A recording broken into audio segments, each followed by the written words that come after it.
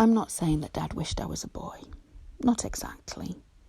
It's not as though he looked at me in my pinny and ribbons and wished I was all skinned knees and snot and bicycle grease. But he wanted a boy, I'm sure about that. I think he thought I was more or less all right the way I was, but he would have liked a boy, someone who might have managed a department or overseen a factory floor, or captained a trawler, or a cricket 11, or an army regiment. I don't think he was disappointed, exactly. John's still out.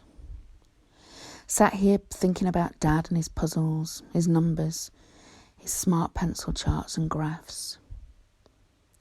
It's snagged somehow, this pier business. Only gently, like goosegrass or a sticky bud. But somehow it's sticking. Can't shake it. Dad might have said you can't trust outsiders. They come in with their fancy ideas and back of a napkin arithmetic, but they can't ever really know a place like this. Not like we know it. They can't ever know how dangerous our seas can be, our shifting sands, our eroding rock. I don't think that. There are bright folk everywhere, and believe me, there's no shortage of thick heads in Gravely. What I think is, outsiders can see risk, can smell danger just as well as anyone here can, but only if they think to look for it. When Dad bought me a Hornby Meccano set the first time, I was 9, and he was as excited about it as I was. But the point, I suppose, is that I was as excited about it as he was. It was the one with nickel finish instead of tin plate. We built a girder crane. "Look at that," he kept saying when it was done. "Look what we did. Look at that." The top of it came up higher than my knees. When you turned the handle, it could pick up a potato or a jar of mustard. Dad made a little sign that we pinned to the side of it. Holloway and Daughter Shipyard. A few years later, he bought me the Coronation set second-hand from the lad of a work pal, and he wanted to build a motor bus. I can still see it, the picture in the manual. Meccano, it said on the side, a hobby for bright boys. But I was 12 by then, and I'd cottoned on.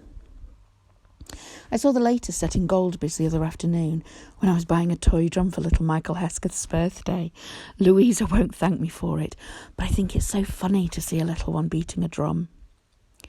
Number 7 they're up to. Braced girders, triangular plates, trunnions, electric motors. Dad would have been beside himself, until he saw the price at least. 3 and 6. It's a lot for a toy, but of course Dad would have said it's not a toy, it's a system. I heard him say it to Mother. It's a system of mechanical demonstration. He must have got it out of one of the manuals.